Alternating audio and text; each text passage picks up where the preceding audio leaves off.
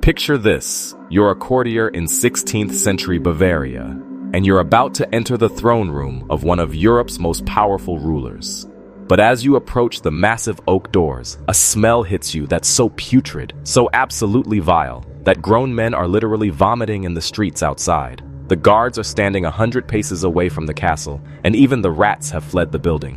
What you're about to witness is the most bizarre and horrifying death of any ruler in European history. A man who literally rotted alive while still commanding executions and burning villages.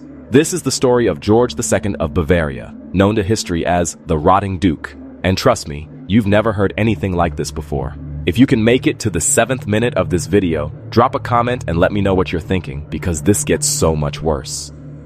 George II started his reign as your typical medieval tyrant, but with a twist that made other cruel rulers look like choir boys. This man owned every single life in his territory, and I mean that literally.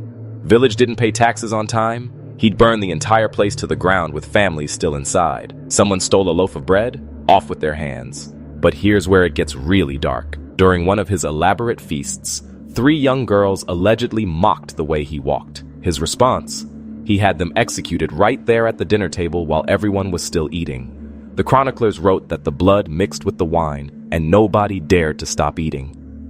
But violence wasn't his only obsession. George had what the court records diplomatically called an appetite for peasant girls. He would literally send his men to local fairs to pick out the prettiest young women like they were shopping for livestock. There's this heartbreaking story of a girl named Martha who refused his advances. The next morning, she was found dead in the castle moat. Nobody investigated. Nobody dared to. The Duke would force groups of these girls to dance for him at midnight while he sat there drinking wine, deciding which ones would live and which ones wouldn't see another sunrise.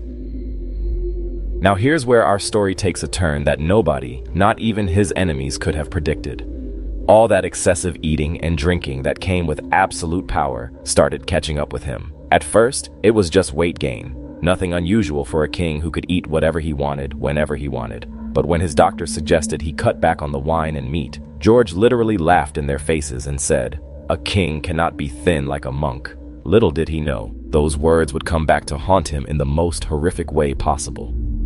The first sign that something was seriously wrong came when George developed gout in his feet. Now, gout might sound like a minor inconvenience, but what happened to George was anything but minor. His legs began swelling so badly that servants had to cut his boots off with knives every single evening. The court chroniclers described his legs as looking like barrels, with skin so tight and shiny that it was almost translucent. And the smell, oh God, the smell was so bad that it made people vomit just being in the same room. When the gout attacks hit, George would scream so loudly that people could hear him in the courtyards outside the castle. He'd throw cups, beat servants, and curse at his doctors. But here's the kicker. Between attacks, he kept eating massive amounts of meat and drinking wine like nothing was wrong.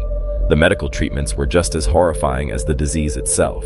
They would drain half a liter of blood from him at a time, and when that didn't work, they started applying ointments made of horse dung, garlic, and vinegar. The smell became so intense that courtiers would literally stand against the walls with their faces covered, trying not to breathe.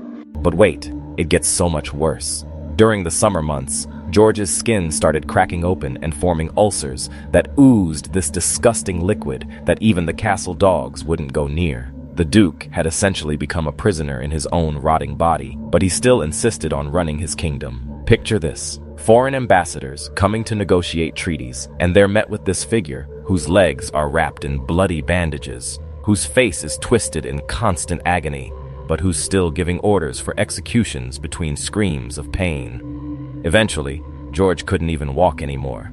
They had to carry him around on a stretcher, but he was still commanding executions and demanding elaborate feasts that he couldn't even eat because his intestines were so swollen. The court physicians admitted in their private letters that they were witnessing something unprecedented, a man literally decomposing while still alive. One doctor wrote that George's body had become a living corpse with rotten dew oozing from every ulcer. The medical procedures became increasingly desperate and disgusting. They built him a special chair with a slit in it so that excrement could be removed while he was holding meetings with his advisors. During consultations, doctors would prick his abscesses with needles, while courtiers were forced to participate in what can only be described as medieval medical torture. They gave him enemas made of wine, honey, garlic, and pepper using bullhorns, and the fumes were so toxic that candles would literally go out and people would start vomiting in the streets outside the castle. The psychological transformation was just as horrifying as the physical one.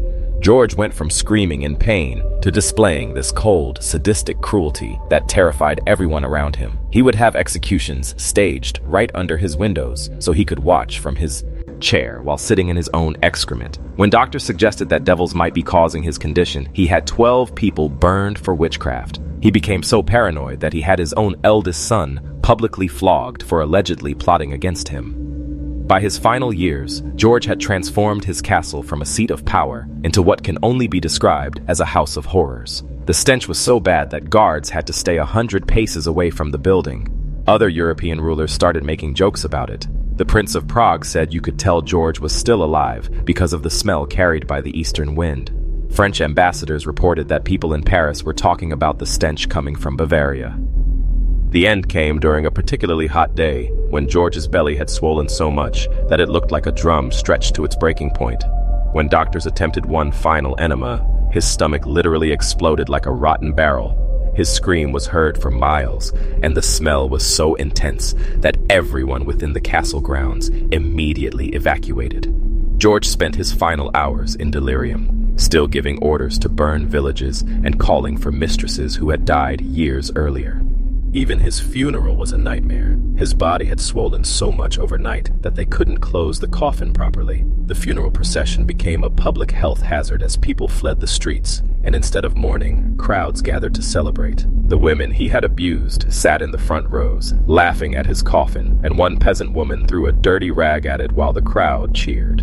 The legends say that George's supernatural torment continued even after death, with mysterious deaths among those who had danced at his funeral and sightings of his swollen shadow on the castle tower. The people lived in fear that if the castle walls ever collapsed, and the rotting duke would return to terrorize the land once more. And that, folks, is how absolute power and unchecked cruelty can literally rot you from the inside out. George II of Bavaria remains one of history's most grotesque examples of what happens when a tyrant's body becomes as corrupted as his soul.